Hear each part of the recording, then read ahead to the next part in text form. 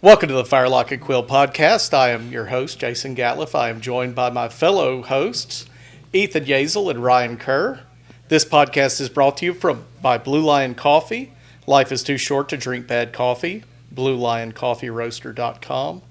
I love muzzleloading. Muzzleloading news, reviews, and information. I love muzzleloading.com. Muzzleloader Magazine, the publication for traditional black powder shooters, at muzzleloadermagazine.com, and Reenacting Schedule, the source for reenacting living history and rendezvous events, online at reenactingschedule.org. We have a special guest today on the podcast. It is renowned artist David Wright. Welcome to the podcast, David. Glad to be here. How are you guys doing today? Just dandy. I'm excited to see Jason broadcasting from the couch. You look like you're relaxing to the max. Hopefully he won't fall asleep. That's right. Keep him awake, David. Keep him awake. Well, if I didn't have all this stuff here in front of me, I could recline it, but that doesn't work. Wow. Knock the computer and the microphone over. It is a hard life. I'm sorry that you can't recline that chair. Yeah. They're at Muzzleloader Magazine HQ. World headquarters. World headquarters, that's right. And Ryan is coming to us from the Blue Lion Coffee Roastery. Yeah, which is kind of a mess right now because we just it's been a busy week. We just did Stone's Trace event last weekend and had to roast a bunch of coffee for that. And I had to deliver a bunch of coffee down in Glasgow, Kentucky over the week. Well, no, not weekend. I guess that was on Monday night.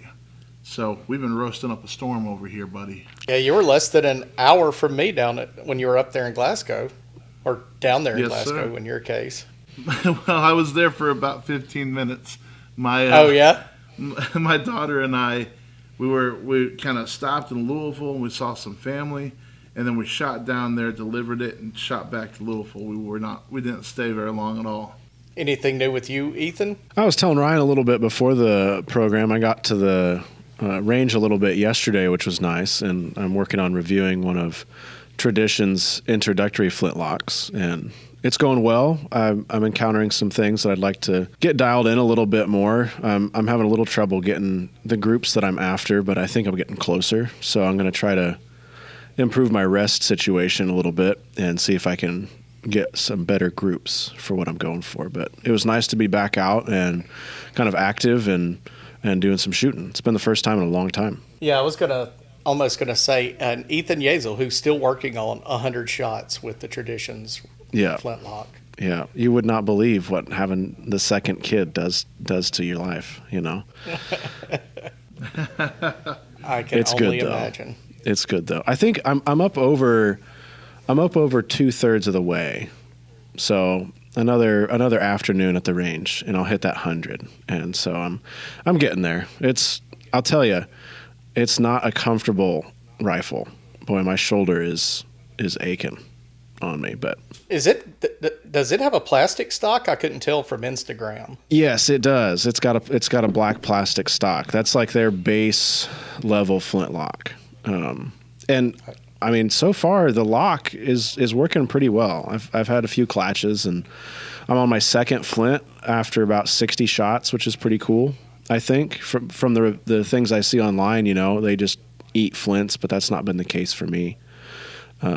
The rubber recoil pad, I've been doing a 5-shot group ladder tests with it. So I did like 40 shots in like 2 hours, I think, yesterday. And that's where the pain is coming from. Most people aren't going to do that with that rifle. Gotcha. I have shot that rifle, and it can definitely beat you up along the way for sure.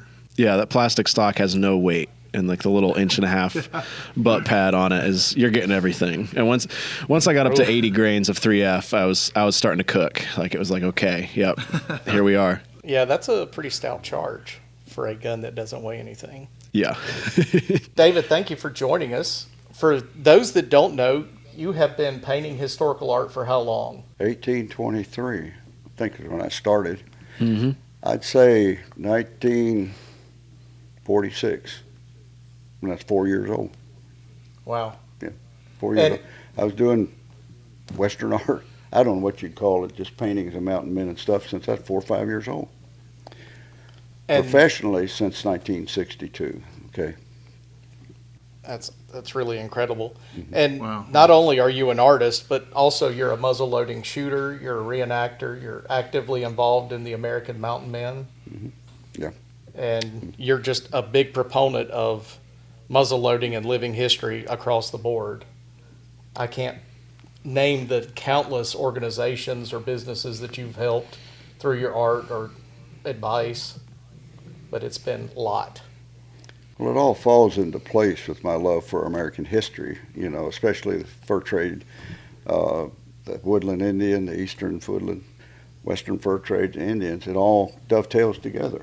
It does. It works out just so that gives me an opportunity to give back, you know, from what I've been taken from it, I guess you'd say, and all the history and the art that goes along with it. Yep. What drew you to all of this initially, David? You talk about, you know, very young being interested in this. What was that first draw to it? I don't know if I can fully answer that, except I grew up on a farm in Kentucky. We hunted, we fished, we trapped, and everybody did that. That was part of our life. And, you know, my first painting that I still have, I did when I was 16 or 18 years old, which is a mountain man with a flintlock rifle hunting a deer. So I was that young, but I started drawing and painting when I was, like I said, 4 or 5 years old. Nothing good, of course, but, you know, that's where it started out. But Yeah. I guess because I grew up in the country and my ancestors had historical background to the frontier, that was our draw to it. All my family is that way. We all are. I was interested because I'm trying to remember the first David Wright art that I saw.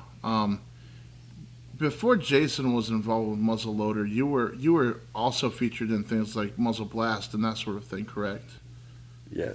Uh-huh. So Yeah. when I first started working at James Townsend and Son, I found a box that was just filled with Muzzle Blast magazines back into I don't even know when that magazine started, but I think it was probably very close to the beginning of it. I think 38. There were certainly 30. issues. 34, Okay, I believe. Yeah. There were 32. issues from the late 40s in there. I know that.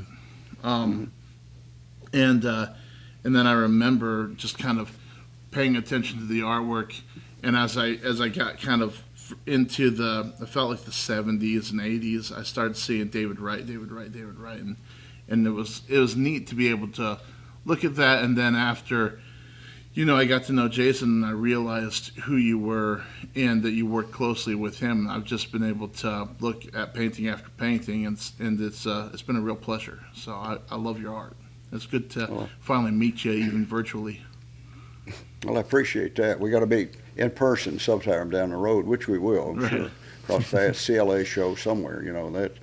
But going back to all of this, I went to art school from 60 to 61, and I've got drawings and paintings I did in art school, frontiersmen, mountain men, Army, military, and all of the history stuff that we came up with, as I've done since then. Professionally, when I got out of art school, is when I got my own studio. A little later on, went to work for an ad agency and got my own studio. So in the 70s is when I started Greystone Press and started actually releasing prints of my work at that point. Okay. And then from there on, you know, still got Greystone today and still release prints and G-clays of my work now. So that's what, 50 years? Yeah. I got something here that I'm excited to open a little bit later, but I have a box that says Greystone Press on it that I haven't opened yet, and I'm excited to open it here in just a few minutes. Yeah, open that up. So you haven't seen it yet then, huh? Oh, No, good. sir, I was waiting until today. Ethan got a preview of the book at the CLA show, but I'll be delivering his book to him on Saturday or Sunday. Well, not fast forward to a book, but when you get up to my age, you start saying, if you're going to do a book, you better do it soon, right? And so this year, Grant & Hood approached us and proposed doing a book, and Jane and I agreed to do it. And that's it. It's out now, and it's working us to death, mailing books. Boy, golly. Had I known this was going to be the case, I might have said, hey, let's put this off and let somebody else do it. Now, it's been real gratifying to be able to sell books on your artwork, and they did a great job of printing it. They really did. You know, David, you might have had a better idea about this since you do live 2 miles from a publisher. You never offered to publish my book. No, I mean about how much work it is. You've been down that road before, Jason. A little bit, yeah. Yeah, I know. Once or twice. I know it. I know it. David, I'll tell you, Jason was telling me that he was over at your house making boxes, and he was touting himself as the best box maker this side of the Mississippi. I don't know. Do you feel like that was probably pretty true? Well, let's see. I've only known 2 box makers, and they were sitting there making boxes while Jane and I was packing boxes, and Jason did a good job. He is probably going to go out and start his own company making boxes, you know it? He probably will. I'll tell you, going back to this, what you don't know about books is you got to ship those things, right? And that's what the work comes in, believe me. So when you do your books and ship them out, I'll come over and help you make boxes, okay? And today is September the 10th. It's 2:26. Remember that. It's on the record. That's the reason you're doing podcasts. That's easy doings, and you got it immediately, and you can put it right up, and it's done, right? You don't have to ship anything, do you? Yep, there's no work involved. No, not at all. I was just wondering, when you were going to art school, if they were embracing your interest in historical art, or if they were asking you to branch out and try different things. Like, how did that all go? Well, the art school I went to, Harris School of Advertising Art, that's the key to the school. That's what they were, as a school to teach you how to be an illustrator, a designer, and do advertising, okay? But within that, they taught you how to do perspective, which applies to everything you paint, and the human figure, and how to paint in oil, watercolors, and so on. So it's a good background, but it had no interest, no specifics in history at all, period, nothing to that. My interest in history goes back to my childhood, of course, and even at that, in art school, I've still got examples of mountain men and cowboys and soldiers and things that I painted and drew at that point. But no, the art school didn't focus on that. They focused on advertising only, but they taught you the basics of how to paint, how to draw, and how to manufacture those things, you know. So going from advertising, you know, art school and advertising, and you, I know you worked at a newspaper for a while. How did you decide to make the jump into being a full-time artist, to only paint historical art? Well, that's an interesting evolution. You go from art school 60-61, go to work for the Nashville newspaper, and during that, the Civil War centennial came up, 64, 61 through 64, and the newspaper did Civil War articles, and I got to do Civil War paintings for the newspaper. And then I got drafted in 64 and 65, and then came back and went back to the newspaper, and by then the centennial was over, and stayed there a year, and then went to work for an advertising agency, which is what I was trained to do, the whole time. And worked for them several years, and then started my own studio, and then in 73, but I was painting all the time too, doing that at the same time. Have a little show here and there, but landscapes, professionally landscapes. All my frontier stuff was on my own for me. I didn't ever try to sell any of that. So in 73, I started Greystone Press, which we still have today, and started printing landscapes and selling them. I made a big mistake and went to Friendship in 1976. And boom, it went downhill from there, or uphill, however you want to place it, But what I did was I did a drawing of a mountain man with a hawking rifle, by God, and I'll explain something to you about that. And printed 50 prints on my own, went to Friendship and traded and sold every one of them, and that was the turning point right there. That was it. From there on, I said, the devil with landscapes, I'm going to start painting American history, frontier, mountain men, long hunters, and Indians, and it's been that ever since. Wow. Yeah, I did a mountain man holding a hawking rifle, and it was a half-stock flint hawking. That's how little I knew about it.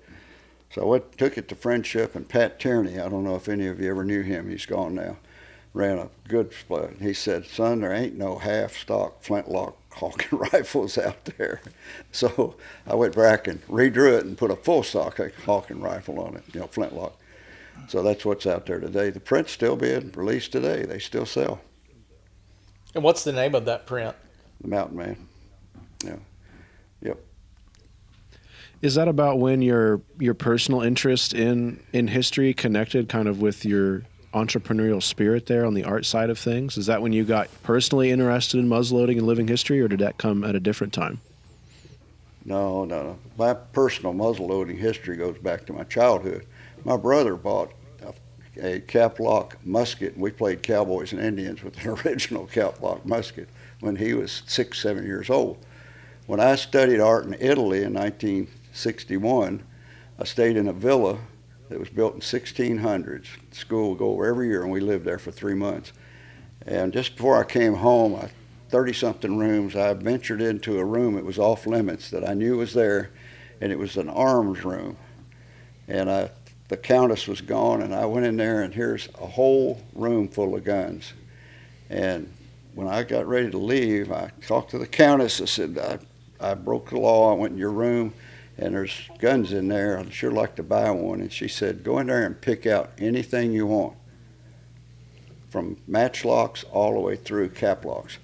And I picked out a French Charleville 1771, whatever it is, mint condition with a curly walnut stock. The only one I've ever known in my whole life. Bought it for $23, came home and hunted with it for years. So that's, I guess you'd say that's the start officially of being a muzzleloader, you know. Or you Wow. could go back to my brother, Cowboys and Indians with muzzleloading, you know. So we grew up that way. That's just what it was. Yeah. Fascinating. I don't want to just keep firing questions in, but I've been so curious to ask you a particular one. So for at Townsend's on our YouTube channel, we used to do a lot of live streams. They still do, but I used to be part of them, and I'm not any longer. One of the things that we would do would be doing picture studies, paintings from the time period. And usually when I'm looking through paintings from the time period, I'm paying a lot of attention to the things that people are holding and wearing, and just kind of that are said about the scene, because I'm thinking about products for the catalog and that sort of thing. What can we recreate? But you know, I'm not a visual artist, and so I think that a lot is lost on me. I noticed the lighting and the shading and that sort of thing. But for you, recreating not only historical paintings where people are wearing appropriate items, but I imagine that you're also paying a lot of attention to how painters were painting in the time period. So how did those two ideas come together for you when you're looking at historical paintings? Well, that's interesting that you asked that question because it's important. Where do we learn it from? Who do we learn it from? Two things, books and paintings of that time period. No photography till later on, right? So I've got a collection of books written by mountain men and people who wrote them for them back in the 1840s, 50s, 30s, 20s. We even got history books here about Indian wars that took place and written by the people who were there in the 1820s, right here where we were. So what I do is study the paintings, obviously in existence, hopefully by people who were there, but not all were, of course, few were. But then again, the books that were written by the people who were there. That's the key to it. Lots and lots of books that are good, based on a lot of history that were written after the fact. But go back and read those by the people who were there to get as much historical data as you can out of that.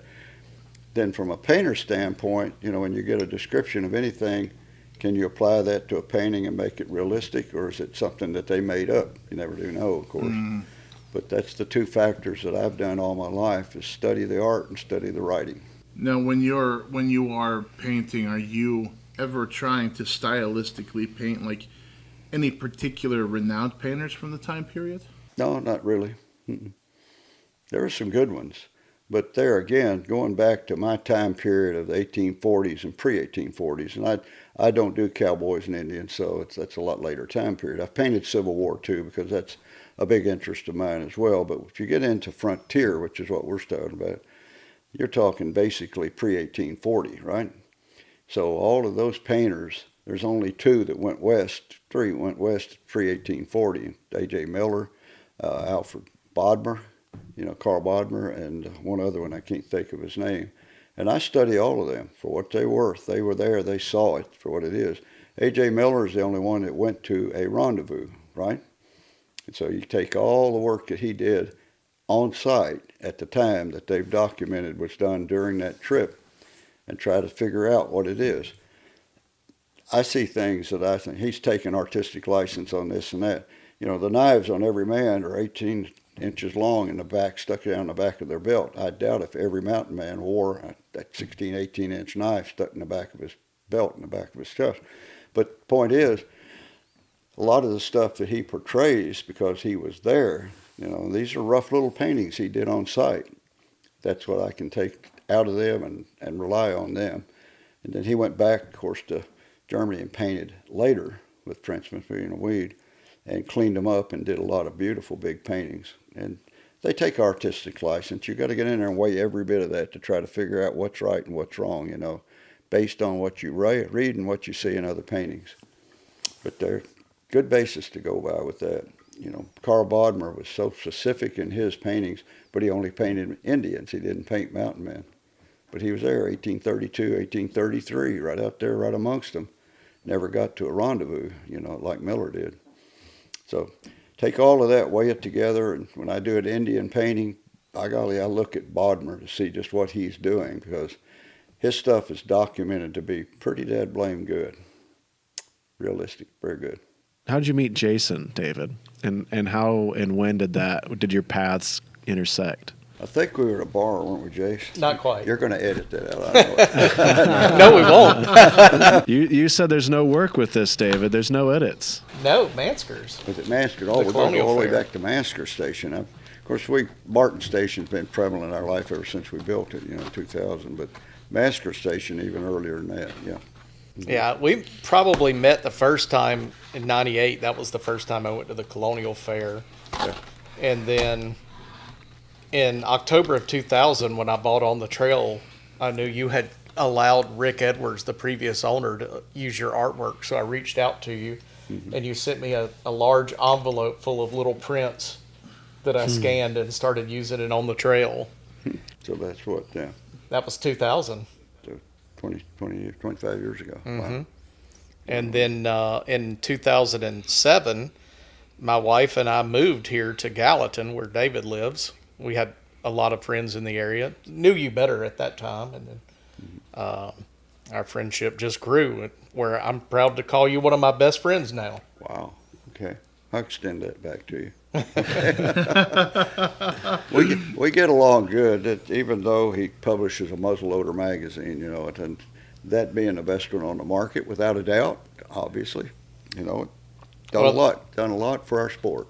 Really has. Well, the reason it looks so good, what a lot of people don't know, although it's no secret, is the first 3 years after I bought muzzleloader, David would come over to the house and he would sit down with me when I was laying it out and say, think about doing this, think about doing that. And I learned more about layout and design in that 3 years than the previous 13 of doing On the Trail by myself. Well, why didn't that's you great. pay me? Yeah. We assumed you had your own that's a valid van, question. David. You had your own muzzleloader Well, magazine van with the hot tub on top. And Well, how many muzzleloading magazines do we have in our field now? You know, some of them are gone. There were others that are gone now. We still only have 2 left, right? One's private owned and one's an organization. Which one's the best? Oh, wait a minute. I shouldn't have said that. Apples and oranges. I will say that. No, I'll say it. Muzzleloader does what we like for it to do. It promotes our sport. It promotes our artists tremendously. You know, golly, the layouts that Jason does in muzzleloader, especially for all our artists that he features every issue. What more could you want? And the history buff, of course, is involved in it. So you're getting a pat on the back, Jace, but you deserve it. You really do. Well, thank you. What do you know or do you remember what your first cover of muzzleloader was? Which year? The very first one. Yours? Or No, Orange? Bill's. Orange? Or Oren's. Yeah, the very first time you were featured on the cover of muzzleloader. I wasn't but 12 years old. I don't know. Golly, I don't know. I don't remember what the third one was. What was it? First No, one? I don't know. I was curious if you knew. Well, no, that's a long time ago. No, I don't know what it was. I'm curious, David. Well, I do know that in What? Go I ahead, do know Jason. that in 1979 you drew the logo for muzzleloader, the mountain man that we've been using forever, Yeah. and is on this T-shirt. Yeah. Sure. And not only that, but the masthead. You drew the masthead. It was, or well, you didn't draw it. It was, what was it, hand rubbed type? Well, when Orrin started, but well, he didn't start muzzleloader. When he got muzzleloader magazine, God, what, 76, 70, somewhere in there. Yeah, yeah. Orrin started. Yeah. Orrin and B.R. Hughes And started then- it in '74. Bill, took over it a little later on, and I've been working with them ever since. And then you, of course, bought it, and I've been working with you ever since. It's all been a really good relationship. Muzzleloader magazine's done more for our sport than any other magazine out there. Still does today, And to think it's what now, 30, 50, about 50 years old. 51 years old. Yeah, 51 years old. How about that? Not very many magazines can say that, believe me, especially today. You know how many magazines that go out of business every year? A bunch. Yeah, wow. Yeah. Yeah, sure do. So, David, what made you send that packet of small prints to Jason when he was running on the trail after he'd purchased it? He was kind of young in the sport, and it sounds like you didn't know him very well. But what led you to send that packet to him to use those artworks? Well, that's easy to answer. It's promotion. Obviously, you got to when you're in the business to sell things, right? And Greystone Press was selling prints, right? And you got a magazine that's interested in reaching out to their readers. And Greystone printed little prints every time. They were handouts, so on. So that's what I Okay. sent to Jason with those giveaway prints, Gotcha. the little ones. And that he said he scanned those. They're good prints, but they were just small ones that we gave out at shows and so on. But when you got any magazine that's decent that says, hey, I'd like to work with you, what are you going to do? Nah, I don't want to work with you. I got everything. No, that was a wise choice on my part, to link up with them because it was good then. It still is good now and has been ever since. So that at that time, we were new, and he was basically new at it too, And so everything from since then has been good. It really has. I still have those prints, by the way. I still got a couple hundred of them too. Well, we quit giving them away over the years. Then you'd have 3, 4, 5, 7 prints out. Now I got hundreds and hundreds of them out too. And we don't print little ones anymore and give them out because everything nowadays is online. It completely changed from what we used to do. We printed everything paper. We don't print paper prints anymore. We print canvas prints because that way you can print one and ship it, and print another and ship it. Back in the old days, you had to print 500 or 1,000 paper prints, and you sell 100 or 200, and you got to store those guys somewhere, So it's worked out real well. Too long without, we're probably about the halfway mark right now. Let's talk a little bit more about this book, okay? So, David, you just put this book out, and I kind of want to hear a little bit about the process of what you went through. There we go. I just happen to have a book here. Oh, In fact, I'll go ahead and hold this up so that folks know when they get it in the mail. This you open it to this. It's just absolutely beautiful. Even the thought that goes into how they package it when they ship it is just absolutely beautiful. And that box construction is second to none. Now, when you decided to write this, I've kicked around the idea of writing a book, and I think I'm getting ready to dive into it. And so, in the process, you're looking at all the different angles that you can come from. What was your process here? How did you decide what you wanted to do? I didn't decide. Grandin Hood Publishers came to me. Let me back up 6 years. I said, I don't want to do a book. Okay, I'm almost 80 years old 6 years ago. Said, I'm going to do a book because I'm getting old, right? You're going to do it, you better do it.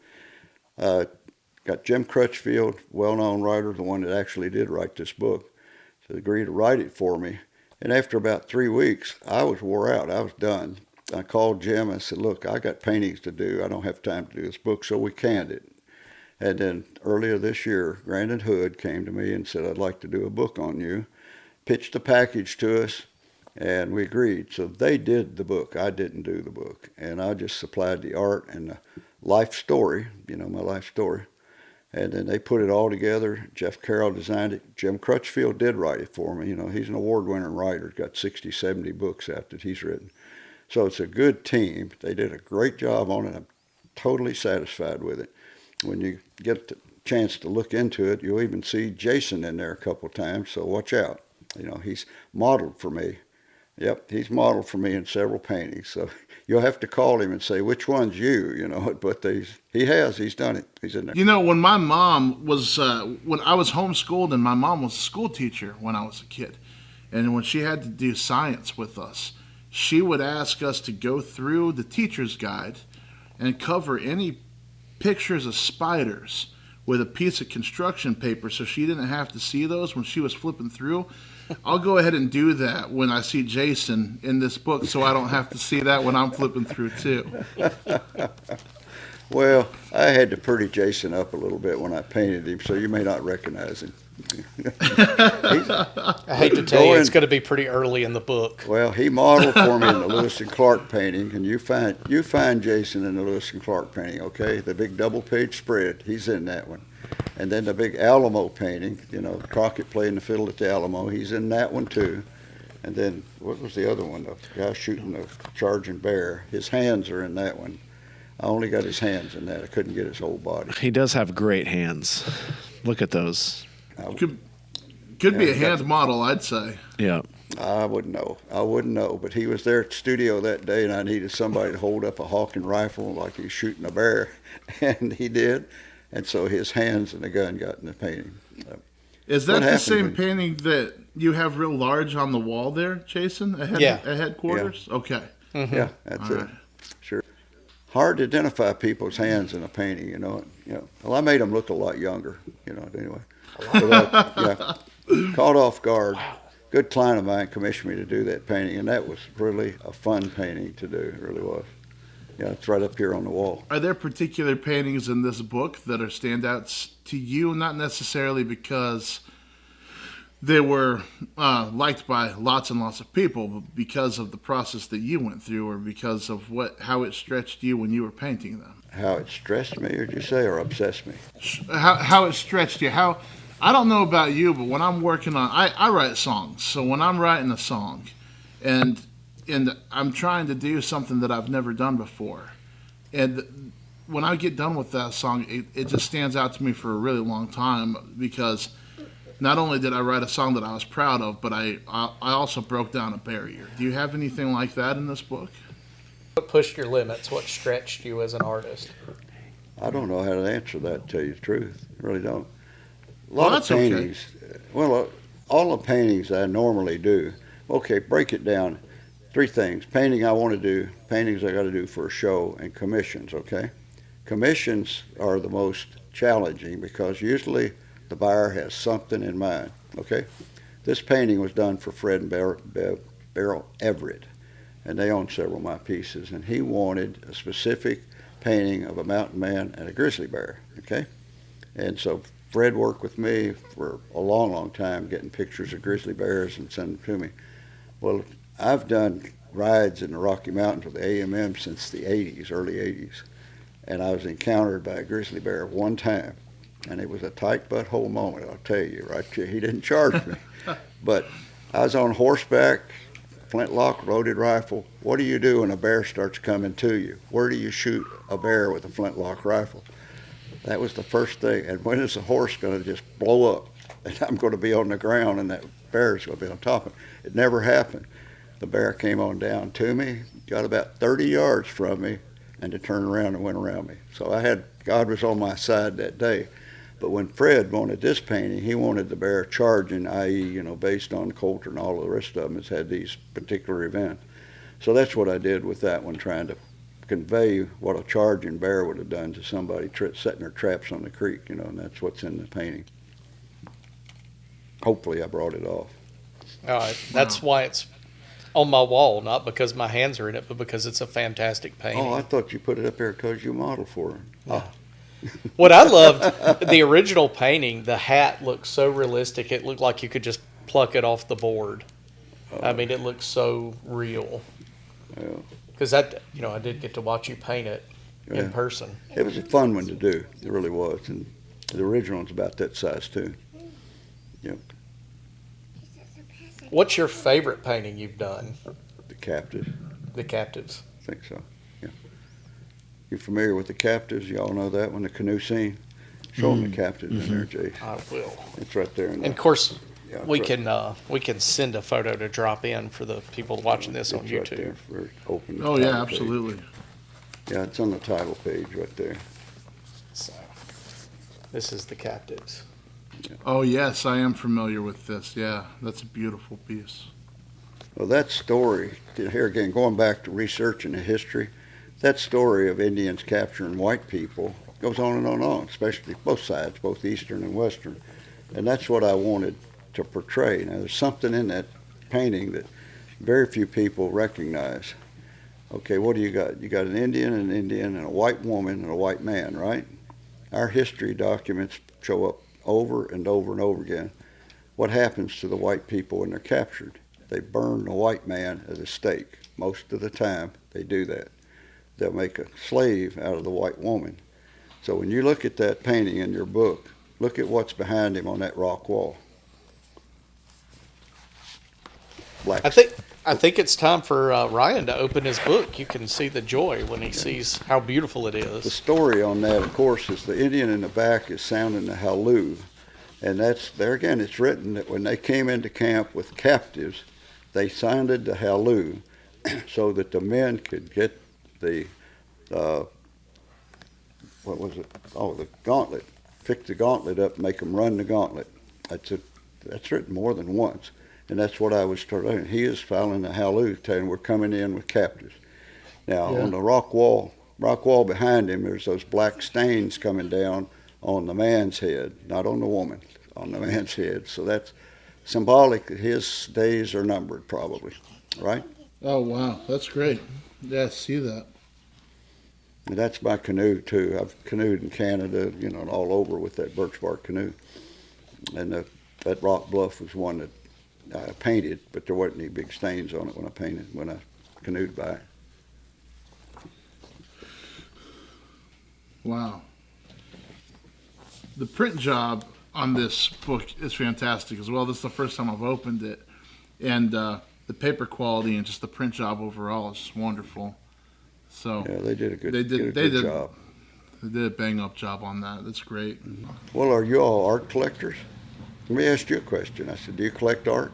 I collect all sorts. You I, didn't I love going to the CLA show and picking up a couple things here and there, from artists that I like and like their work and like their influence and the kind of people they are. Absolutely.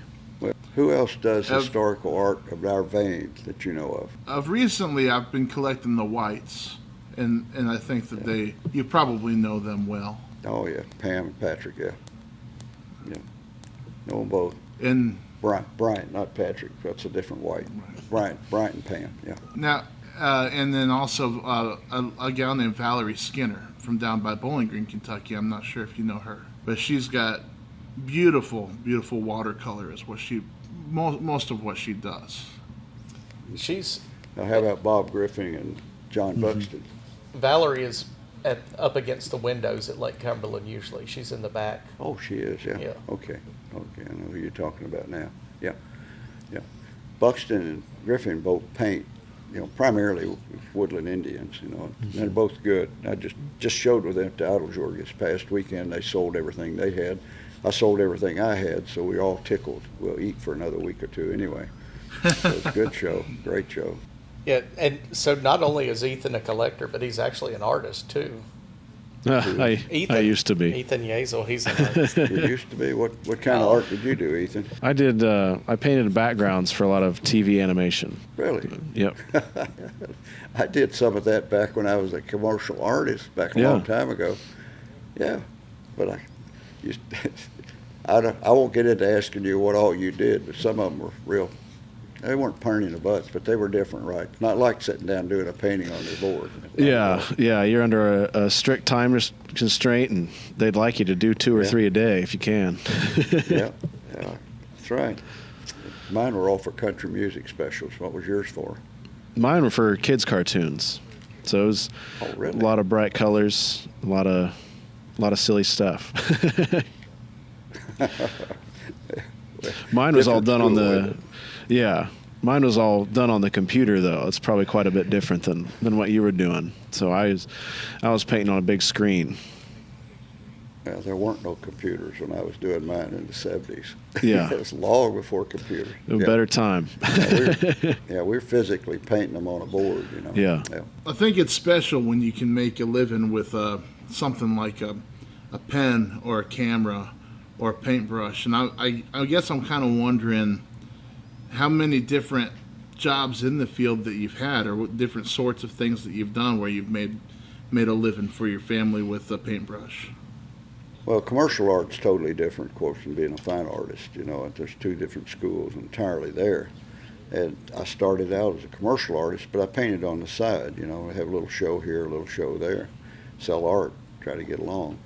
But then I was fortunate enough in the 70s, i.e. the bicentennial came up, boom, everything shifted to historic for American.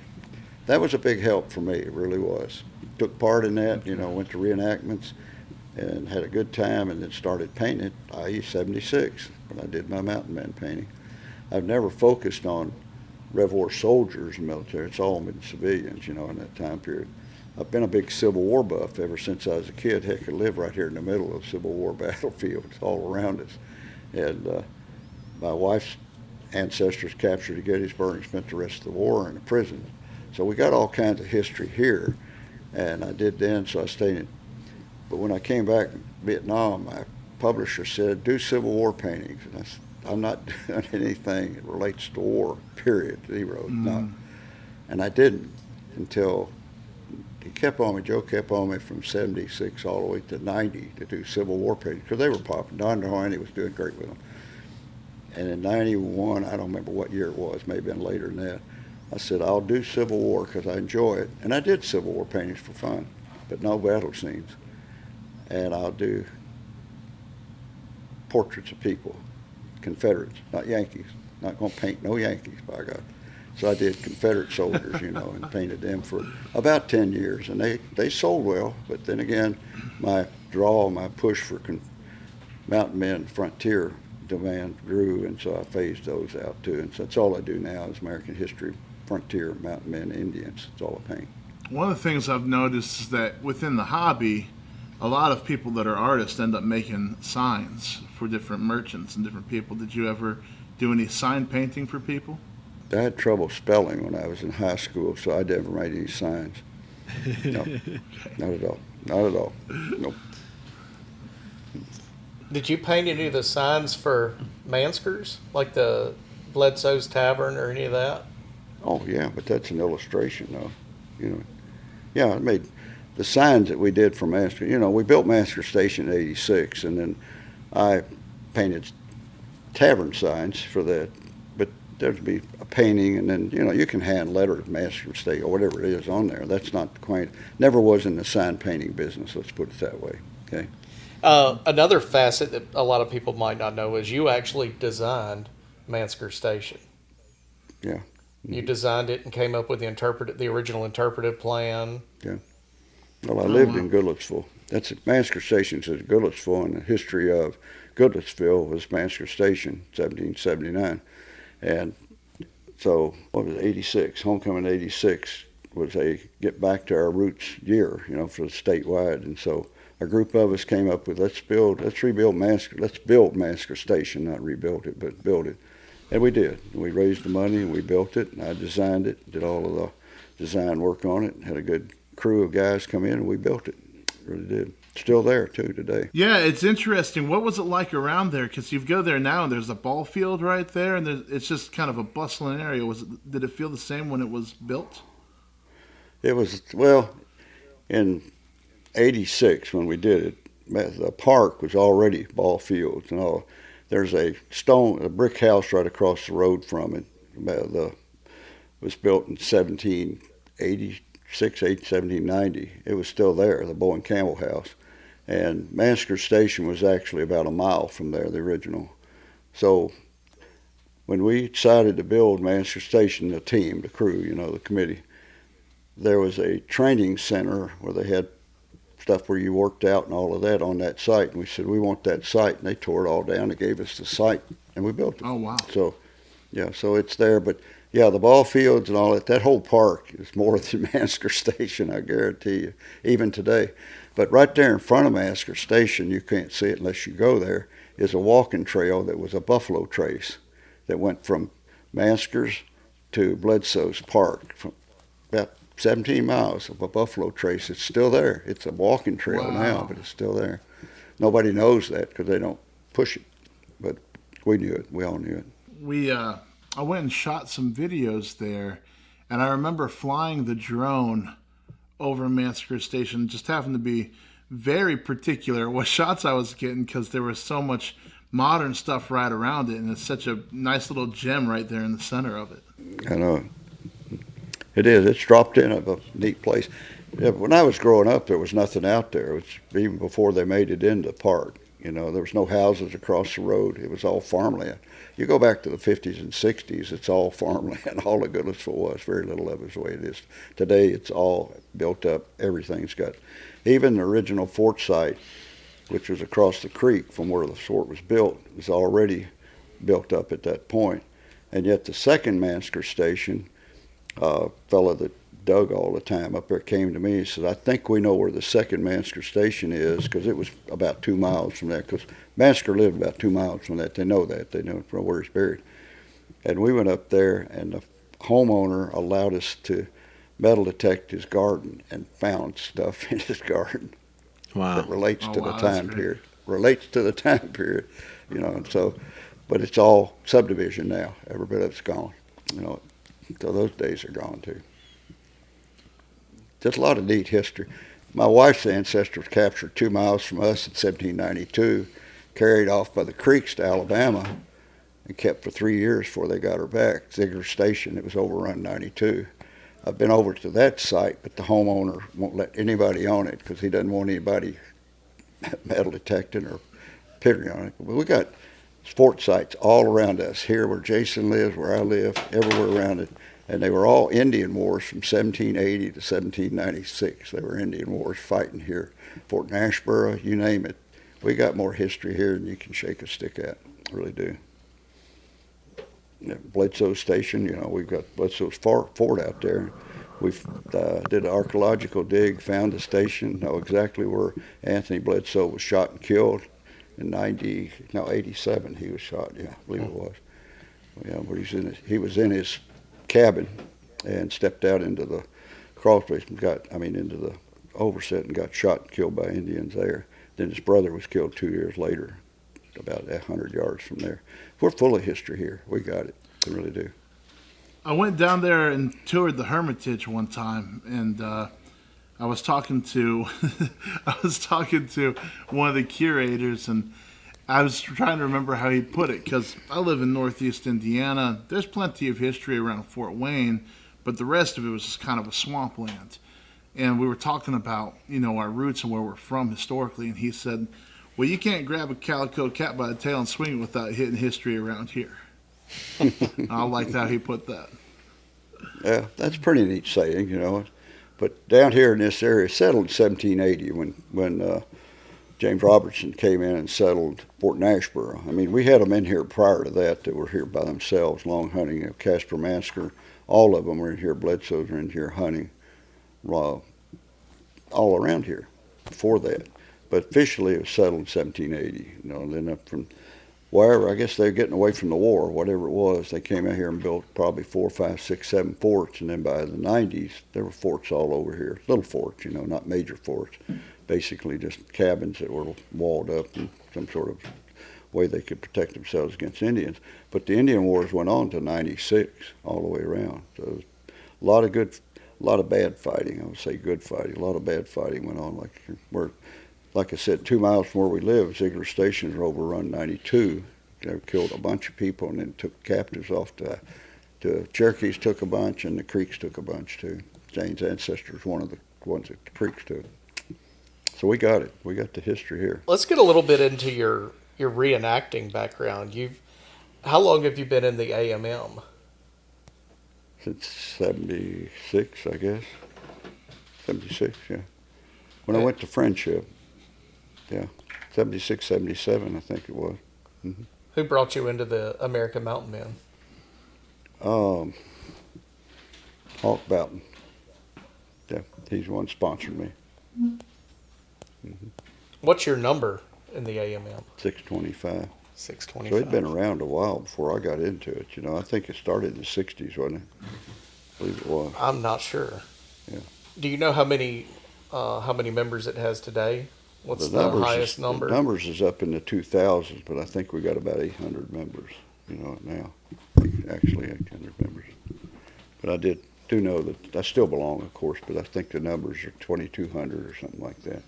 There might be a good number of people out there that aren't for sure what the AMM is. Can you explain that a little bit? Well, it's the American Mountain Men, and we've been doing I don't like to use the term reenacting. That's not living history. Let's just call it living history rather than reenacting, okay? You get into Civil War, it's reenacting, right? We do living history where we recreate the time period as best we can. And somewhere in late 68, I'm thinking, the guy started in California, but it grew into a small group and then it's spread nationwide. Still a small group, I think. As I said, I think we only got about 800 members now, still active. But the whole point of it is to recreate the Western fur trade. That's the time period, 1800 or 1820 to 1840. So the AMM, American Mountain Men, has a rendezvous, major national rendezvous every year out west. And then they have lots of minor rendezvous. Different parties have rendezvous in their different states. And I don't know what it was, 82, I think I made my first Western ride on horseback, for 2 weeks in the Rockies. And go back, try to do it as often as I could. We're all the way up into 2000. Dick Patton was my sponsor for that. And you get out there for 2 weeks and live off the land. It's a challenge, especially on a horse that sometimes don't want to cooperate. But there again, you do what you got to do it. And the big good thing about it is it gives you just a little insight about what they might have gone through. Not really, obviously, but the Rocky Mountains back up in there hadn't changed all that much. It's still the Rocky Mountains. And it's beautiful, it's challenging, and it's probably the weather hadn't changed, so you're experiencing probably some of the same things that they did. Obviously not all the horrors with the Indians and such as that, but when you get out there and we're living off the land for 2 weeks, that's a challenge. We went one time and ran out of water, and there's supposed to have been water. We crossed 70 miles of desert. There wasn't no water, so you went 2 days without water. You ever been 2 days without water? It gets dry. It really gets dry. But we did it. We made it, and that's the way they did too. So you live to learn a little bit, and it gives me a little bit more insight into what I'm trying to paint when I do that too. Clothing we wear is basically the same thing. They wear brain tan, buckskins, capotes, whatever they do, you try to recreate it as best you can, close to it. The thing you can't recreate is the danger element of the time. Horses are the same. They hadn't changed. From what I understand from a few friends that are involved with the organization is part of one of the prerequisites is making your own clothing and that sort of thing as well, correct? Mm-hmm. Right. Yeah. Some of it, not all of it. I mean, I haven't made a capote. I've traded capotes, but I made buckskins. My own clothing, and so you do the same thing they did. All those mountain men that went out west never made their own clothing. They got to St. Louis and they bought that stuff and took it with them, or they traded for it. Now, once you got out west, it's a different situation, right? But we do the same thing. You're trying to recreate it as close as you can under the certain circumstances or the different circumstances today that they did, so you can experience it as close as you can. The weather is the same. The Rocky Mountains hadn't changed any, probably. I mean, I'm not talking about roads and all that. When you get back up in those mountains and you're away from everything in the world, I would imagine what you're seeing is the same thing they saw. Trap a little beaver, you do all of that. So, do it. Makes it worthwhile. So at that time, how were you balancing those trips with your other kind of current life obligations? Did everything else get put on hold? And then what were you packing for those trips to, sustainment wise? Were you carrying food and water with you, or was it all gathered while you were there? No, you take food with you, jerky, You know, corn, parched corn. God, if you're eating parched corn for days on end, that gets old. I tell you that real quick. but no, you pack it out, and every now and then you might shoot something out there to eat, you know, too. But basically, you carry all your gear on your horse. I've never had a pack horse. All the years I've rode, everything I took was on my horse. You know, and then most all the others. Some of them will take pack horses, you know, but one blanket, one capote, that's it. No matter whatever, however cold it gets, that's it. You know, well, you also can roll up in your horse blanket too. You know, so that's the challenge that makes it fun to do it. You know, it really does. No modern gear at all. Nothing at all there. What kind of advice would you have for somebody, you know, that's in their 20s or even younger and hearing these kind of stories and expressing interest in them? You know, what would you tell somebody at that age bracket to encourage them to continue diving in? That's a tough question because what they're seeing today is what everybody else does, right? Mm-hmm. Unless they read. If you don't read, then you're walking, if you want to put it that way, somebody else today, right? And everybody else today ain't right, believe me. They try to be, some try to be, and some don't care. So my suggestion would be, if you're interested in recreating a time period, whatever it be, Woodland Indian, Western Mountain Men, it doesn't matter. Read the people who were there. Find out how it went, what they encountered, and that's what it'll apply to how you do it too, if you're really interested in that. Just to dress up and go out there is not the end result, in my opinion.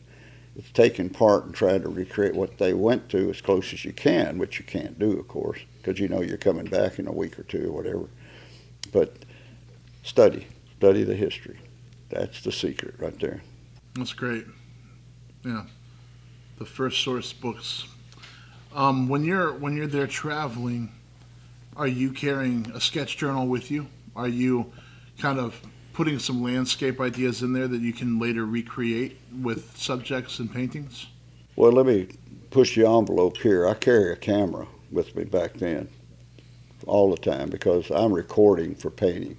Now that's where I violate the law, right? They didn't have cameras, but I made me a saddlebag so nobody know what it was, and then I'd take pictures when I could, and that's where I got a lot of my record, and that's where I get a lot of my reference for my men and horses on horseback, and I painted from that all the time. And everybody seemed to accept that. Nobody ever recall anybody had exception that I had a camera with me on these trips at all. But I violated the law right there, probably, right? But boy, I got some damn good reference shots, I tell you, the guys out there. And there's been some miserable times, believe me. And a lot of them I got it. Dick Patton's horse stepped on his foot and broke it. I got a picture of Dick Patton sitting on the ground with a bad look on his face, and the horse standing beside him with a grin on its face. But point being, when you go through all of this and you record it, it gives you insight as to what it might have really looked like, might have really happened, somewhat. You know, like I say, get back up in the Rockies, away from everything. It's the same view that those guys probably had. You know, it really is. And here in the east too, we got lots of woods here, other than maybe the size of the trees. And you get back up in the Smoky Mountains, anywhere back up in here, does that look different than what they were encountering visually at the same time? I doubt it. You know, the water's just as cold. Just, you know, whatever you're encountering, a lot of it transpires into today's world. So is it always a camera for you still today when you are inspired by something? Do you ever take out your phone and snap a picture? Yeah, a whole lot more so. I've got a good phone, and now I'd rather carry that little phone and a camera with a big long lens on it. But it's not the same. It doesn't quite do the same thing. But I shoot more with my phone than I used to. But I still carry a camera. Going out in a week to paint on the Missouri River, recreate Carl Bodmer's trip up the Missouri River, I'll carry a camera with me, and my phone too. But I'm going to be plein air painting on the river where he painted, and that's going to be the fun of the whole trip. Like I say, I joke, I'll be standing there painting those white cliffs, and somebody tap me on the shoulder, and it'd be Carl Bodmer telling me to tighten it up, man. Come on, man, get it better off, whatever. You know, Yeah.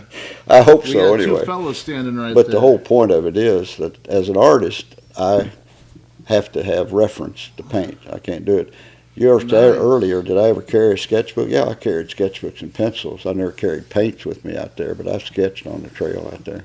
But today, Oh, is that right? I rely mostly on photography. Okay. All my models that pose for me, I have to photograph them. You know, I can draw, but I'm not that good an artist. I have to have reference to draw from. I like You know, your like paintings have hands. I such. gotta have a set of hands to draw for. In that There's gun. such a narrative in So, there.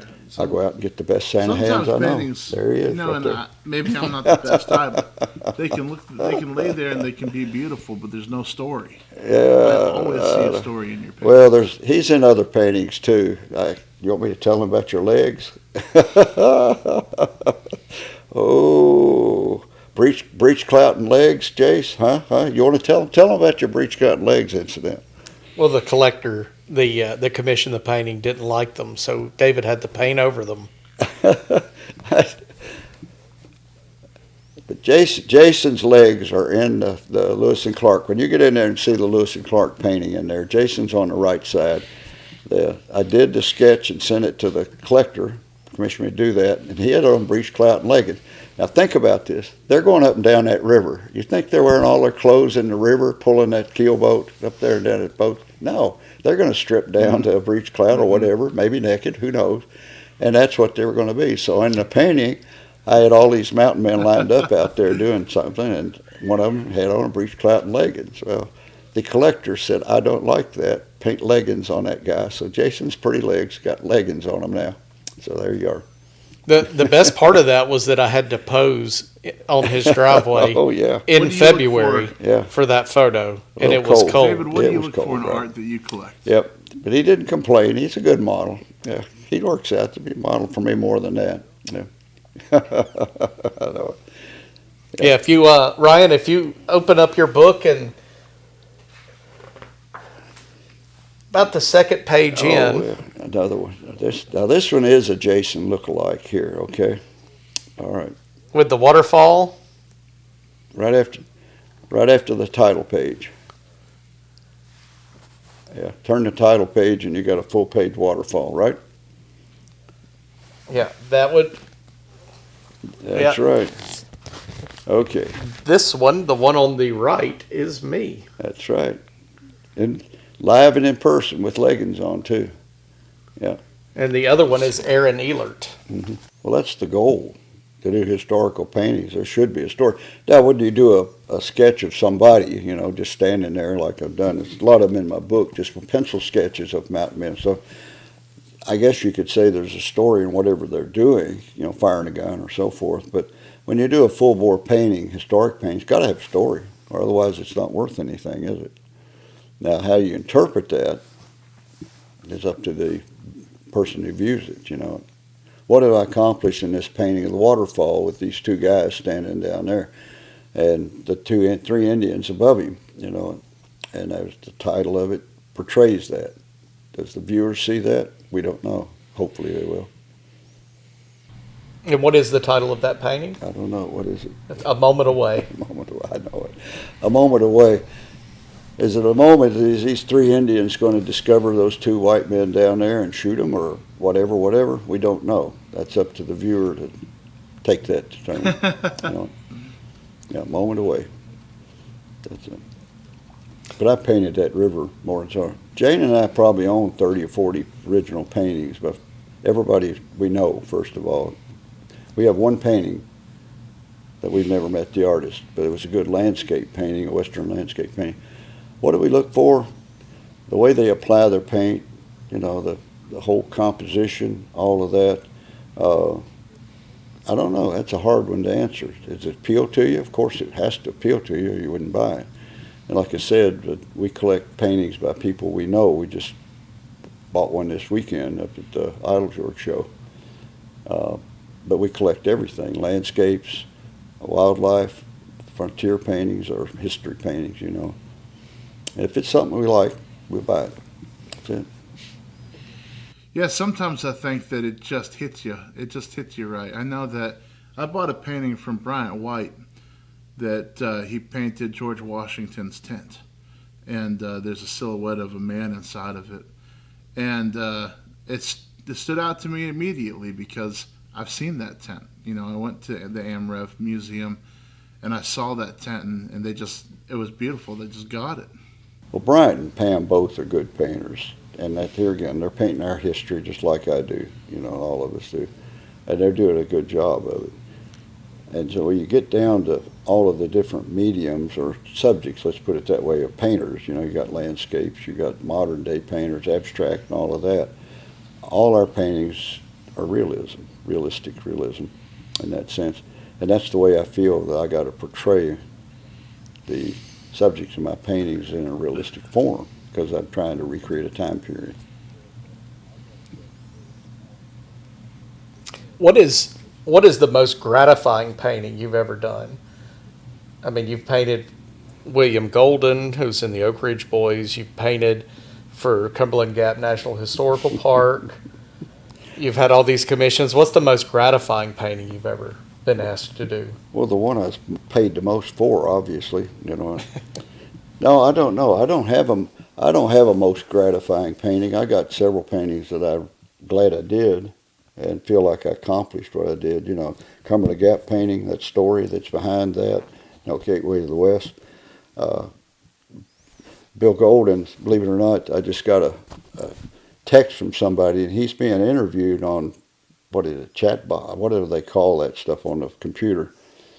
And he's talking about him and me camping together and doing mountain man and all that, on and on and on, about my friend David Wright and I used to camp together and ran dressed as a mountain man and went out there. And he's giving the whole story about that. And I said, what is he doing that for? I don't even know what the question was that brought that up. But there again, when you touch people, and let's put it this way, I don't want to say touch people, but when you come in contact with people who have the same interest as you do, that's rewarding. I'll tell you, Slim Pickens, God Almighty, Slim Pickens and I talked more about mountain men than anybody I've ever talked to, and he did it. He told me he rode a horse so much with a hawk and rifle that he wore the forestock through on it. Can you believe that? Slim Pickens did that. Yeah.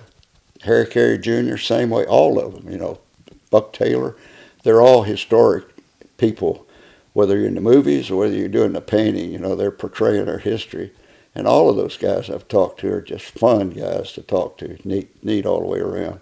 They have different stories, like would you ever believe that Slim Pickens could ride a horse with a hawk and rifle enough that if he was telling me the truth, and I think he was every time we were together. I'll tell you the story how I met him. I had a painting in the SHOT Show back in the 80s, and it's a mountain man, one of my early ones, and there's a saddle laying on the ground with a stirrup, frontier saddle, mountain man saddle. Pickens walked up and he says, son, those stirrups ain't right. He did. I knew who he was. You could tell he was.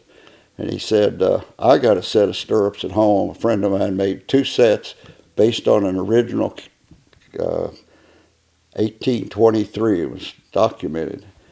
And I'll give you a set of those, my set that he made for me. And he sent them to me. And they're in all my paintings, ever since I got those stirrups. And they're still good stirrups. I put them on my saddle. And Slim Pickens gave them to me. And they're good, and they're documented, and they work. Can I promote my book? Absolutely. Where can people get your book? How do you do that? Yeah. Well, there again, I go back to this one thing. When you're getting your 80s, if you're going to do something, you better do it today, right? Because you never know whether you'll be here tomorrow or not. So when Grandin Hood came to me and said, as I've related earlier, I'd like to do a book on you, they're good publishers. I agreed to do it. They did all the work. I supplied the images, wrote my life story, and they published it and did a great job for it. But now I bought the book, and I've got to sell them. So there we are. Grandin Hood published my book. We bought them all, so we sell them. Jane and I sell them, so they have to be ordered from us. You can go on Greystone Press online and order a book in there. David Wright Art, same thing online. I guess Greystone Press or David Wright Art. Yeah. I'd say David Wright Art first, yeah. Yeah, for sure it's available at davidwrightart.com. Yeah, right. Yeah, it's a super easy ordering process. I went on there a couple weeks ago. Do what? I received it very quickly. The shipping was cheap, and it was really easy. I didn't have to jump through any hoops. You just basically choose which version of the book you want and check out. It's nice. Yeah, the $75 book, the coffee table edition we found, the one that we shoot the pictures of here, it's 208 pages, and all it contains is my life story for about 20 pages, and the rest of it's my artwork. And then the $300 book is limited to 250 copies, and it's got a case box and a leather cover and a print, and signed print inside of it too. And that's basically, the rest of it's the same inside, story and all of that is. But I can tell you something, that when you do your book, let me tell you this real quick, and they tell you, write your life story. Have you ever written your life story, either one of you? Goodness, Huh? I would be afraid to. Let me recommend something to you that I found out. Write your life story for your kids. Forget the book. Write it for your kids. And that's what I did. I wrote my life story knowing that Jim Crutchfield would come back and edit out all the crap that the kids would like to know about your life, right? Well, here's something I found out that I knew I'd never paid attention to in my whole life. You want to hear this? Yeah. Huh? Yeah. Okay. I'm sitting there writing my life story, taking it from the day I was born in my grandfather's house. You'll see all of this in the book. It's in the book. And as I said, I grew up in Rosine, small town, and then they moved to Philadelphia. And I think about 500 population, no doctors anywhere. Nearest doctor was 10, 15 miles away, Beaver Dam. I never knew it, but when we moved to Philadelphia, I got up there, I was diagnosed with polio, tuberculosis, and curvature of the spine. And I never thought about that until I wrote this out in my book. Had we not moved to Philadelphia, would I have contacted, it was light cases, but would I have contacted heavy cases? That my cousin wound up with polio and was paralyzed from his waist down his whole life because he stayed in Rosine. So how did that life change of moving from Kentucky to Pennsylvania affect me? Positively, obviously, But at the same time, all three of us boys growing up on a farm, fishing and hunting, and like I said, moving into a townhouse or a row house in Pennsylvania with nothing around at all, we bitched and complained for 6 years until we moved back to Tennessee finally. When we got back on the farm and we're back home and we could hunt and fish and do all of the fun stuff. But I had never thought about the fact, had we moved to Philadelphia, how my life might have been altered. You know what? And that's something. Golly. That is something. So this book has brought out a lot. Yeah. Now, knowing where you're from, I got to ask you real quick: did you ever make it down to the barn for any of those music and dance nights over in Rosine? Heck, he's played there. I played there. Is that right? I played. Oh yeah, I played bass fiddle when I was in high school with Bill Carlisle's son, and I played a band, and I played bass fiddle all my life. And as I said, Bill Monroe was born in Rosine, and my dad grew up with Bill Monroe. They played music together, and in my book you'll see a picture there at my papa's house of them standing in front of it. Bill Monroe's got his mandolin, Dad's got his guitar, and all my uncles and great-grandfathers there, and grandfather. That's probably 1936 or 37, I don't know exactly, maybe 38, whatever it was. And so we grew up with that. Yeah. My wife grew up with that. She's from South Louisville, but her grandparents own 120 acres right there. So every weekend, that's where she was spending her time. Yeah, I can relate to that. But that barn that you talked about where they play music, they sold hay and feed out of that barn when I was growing up. That's what it was. The general store, Woosley's General Store, was there. When I was there were 9 general stores in that town. There's one left now, and it's not a general store anymore. It's a restaurant, Woosley's General Store, they call it. But that barn was where they sold hay out of that barn. Blacksmith was in there too. Nowadays it's the barn, and they play music there every Saturday night. I've played there because they do the what's the name of the music festival there at Rosine every year? I can't think of what the name of it is. Is that the homecoming? Yeah, well, more or less. But anyway, it's on Bill Monroe's home place, and I've played on stage there half a dozen times. My cousin, who has a bluegrass band today, and then we'll go down to the barn after that closes down and play down there. That's what we do. That's the way it is. Rosine's a country music town, by gosh. Yep. Sure. Well, Next time that festival comes around, I'm going to be your +1, and you're going to show me the ropes, okay? Well, I could show you a lot about Rosine that nobody else knows about. Yeah, where I got snake bit, everything, boy. Yes, sir. Yeah, I took Jason up the house. It's still there. It's rotting down, but it's still there. And he's got a picture of him standing out in front of it. In knee-deep snow. Yep, snow on the ground. It's a good snow, wasn't it? It was Yeah. a good snow. Yeah, he's been up there all over Rosine. He knows it quite a bit. The thing about Rosine today is it's all gone. It's got one general store and a post office, or one restaurant and a post office, and the barn. The barn's still there. Everything else is gone. Everything. Boy, that's a shame, isn't it? Well, I it didn't sounds mean like to that. take us too far off track. That's all right. That's all right. Well, we're going back to history here, way beyond my history, too, of course. And it was a railroad town. And my mom and all her cousins would get on the railroad train. They'd stop the train, pick them up, take them 6 miles to Horse Branch for school, and drop them off. You think they'd do that today? They would. They'd stop the train in Rosine, pick up all the kids, truck them down to Horse Branch, drop them off, pick them up in the evening, and bring them back. You know, the railroad train tracks went to both towns. That's different, isn't it? Yeah. And then she rode a horse to school, too, in the summertime, she said. But anyway, lots of history up there, really is. All right. Well, since Ethan needs to attend to his guests, we better cut this off here. David, thank you very much for joining us. Well, thank I got one question. Okay, go ahead. When am I going to see you all? Bell Show? You going to be there? February? Maybe. I hope to be. I hope to get back on the road here this coming year. We'll see, though. If you come up to Kalamazoo, David, I'd see you up at Kalamazoo. Well, I'm coming up in March, Yep. right? Yeah, I understand it's pretty far north for you, but we'd love to have you.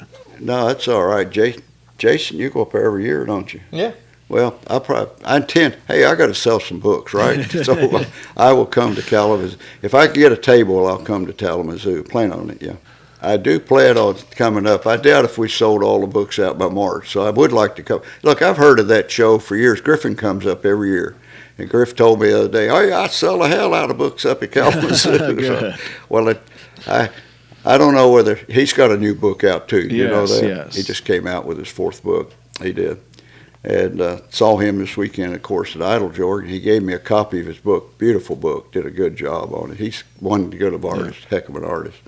But so I'll come up there and see if I can put him out There of we business. go. Okay. Well, I guess that's where we'll all be rubbing elbows and causing trouble at Kalamazoo this year. Well, again, thank you for coming on, Okay. and thank you for everything you've done for our sport and for our hobby. Absolutely. You know, I'm behind the scenes, so I see a lot of the stuff that you do that a lot of people aren't aware of. And I would say no person has done more for this sport than you have. I don't know if I can agree with that. You know, just sitting right here between the 4 of us, just think about what you're done and what you're doing and what you probably will do, what we all will do, but what you already done too, contributed to it. That's part of it, you know what? It is, It is. but I mean, It you really is. you never hesitate to help out organizations, the No. CLA, the NMLRA, the NRA, That's right. anybody that needs it. You're there Sure to enough. volunteer. Bledsoe's Lick Historical Association, Manskers. I mean, the list is endless. Well, we enjoy it. That's it, you know, really do. Sure do. So, and to all of our listeners, thank you for joining us on the Firelock and Quill podcast. This podcast is sponsored by Blue Lion Coffee, I Love Muzzleloading, Muzzleloader Magazine, and reenactingschedule.org. Have a great day, and we'll catch you on the next episode. Yep. See you.